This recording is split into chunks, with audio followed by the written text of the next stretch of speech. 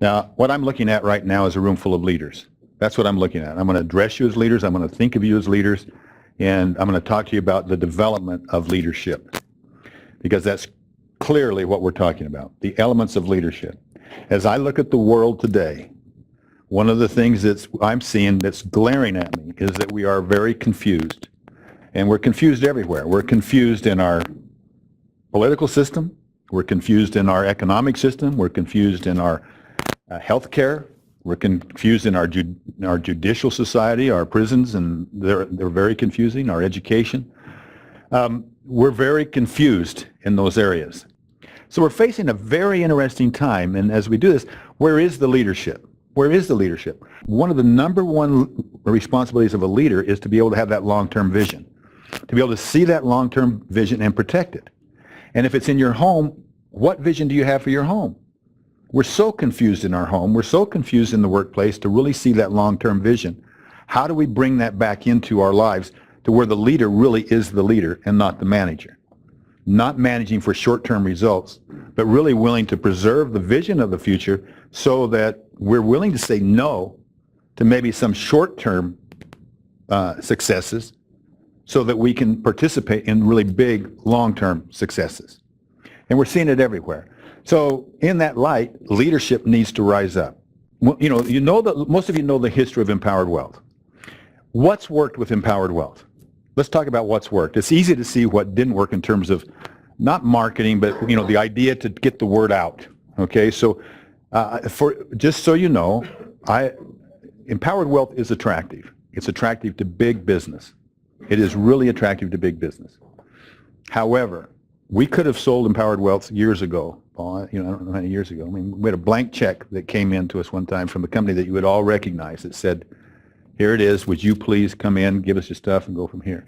But we did not want to see it, I'm going to use a word, prostituted or bastardized, excuse the terminology, but taking something that's pure and making it unpure.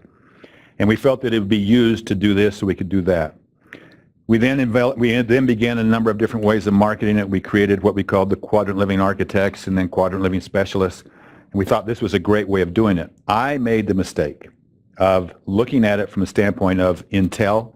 And those of you that started with me remember me actually using that terminology, that empowered wealth is like Intel. You've got a successful practice. You do a successful business. You've got great things going. You've got wonderful things going. You do what you do best. Think of it as Intel. It doesn't matter if you're IBM. Doesn't matter if you're Dell, doesn't matter if you're Toshiba, Intel is going to make you work better and faster. That was the wrong approach. We always make your learning greater than the experience. That was the wrong approach.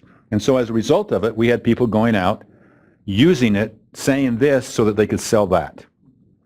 And we didn't know quite how to handle that. In the middle of it, we had some issues that came up, but the one thing that kept true was that straight line of what empowered wealth is. Now that stems from a story, and I'll tell you really quickly the story. And this comes from, I got a call from a man by the name of Felipe de Gaspé-Beaubien. Who's heard of Felipe de Gaspé-Beaubien? He's Canadian, so Jay's heard of him. Maybe he's probably met him, knowing Jay. But Felipe de Gaspé-Beaubien brought TELUS into Canada back in the 1960s, 70s, bringing mobile phones. So he was the first one to bring mobile phones, that kind of thing, into Canada. He was the head of, I don't know what you'd call it, of the Montreal Expo in 1966. That's where the Buckminster Dome was, which was the U.S. Dome on that deal. So he's very well known throughout Europe and a number of different places. He then set up what he called the Business Family Center for Families worldwide. And he started putting them with different universities across Canada. And these affluent families would fly in to learn how they could become better business families as they're managing their wealth. And he developed curriculum around that. So I get this call from somebody I never even heard of, a deep French accent, calls me up and he said, Lee, you got this quadrant thing. I want to know more about it, this kind of a thing. I sound more like a thug when I try to do a French accent, like a gang. But anyway, so he... So I said, sure, I'd love to meet with you. And so he said, well, I've got a place in British Columbia. Come up and meet with me. My wife's name is Nambi. Come on up.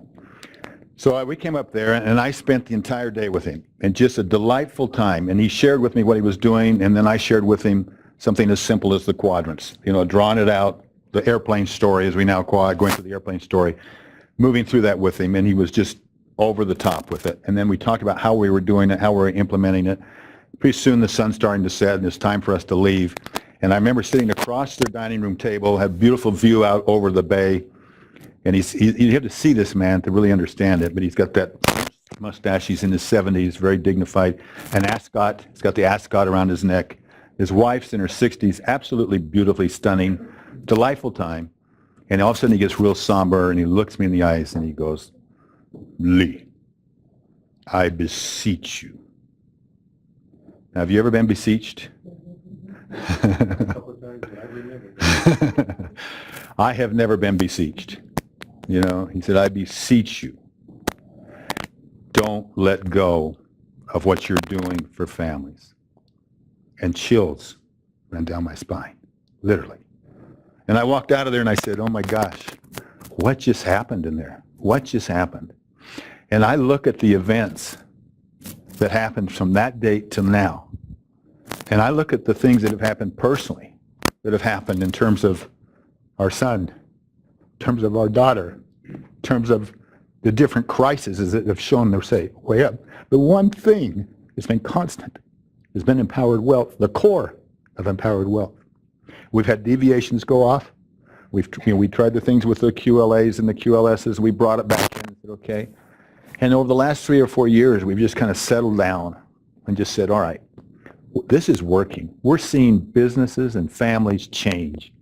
We're seeing families rise up and be leaders at all levels, not worrying about do they have the silver spoon in their mouth, not worrying about those things that are blind, but actually becoming leaders at different levels. And it has nothing to do with the affluence. It works at every level. Lori and I have had the opportunity to work in with kids in the projects and to watch them change before your eyes as they start introducing gratitude into their lives, to start seeing these things happen. We've seen it everywhere. And it's just taken something that's so simple. Albert St. George said, discovery consists of seeing what everybody has seen and thinking what nobody has thought. And it rings true because everybody feels it. They know it. And it's not like something that's foreign, or it's not like the greatest idea about how you do this or you do that. It's just what's in your heart. And we've organized what's in your heart, and we continue to learn. And we expect to learn from each one of you. I expect to learn from each one of you, and I expect you to learn from each one of us and us. And as we build the community, that's what we've come down to, is we will build a community. And we're going to build a community of like-minded thinkers who really want to become the leaders and make a difference in this world. That's where it's going to come down to. And rather than, if you're here, like a lot of people that were here before, like a lot of people that have listened to me speak, if you're here because you think this is going to differentiate you from your competition, then you're in the wrong place. That's not why we're in business.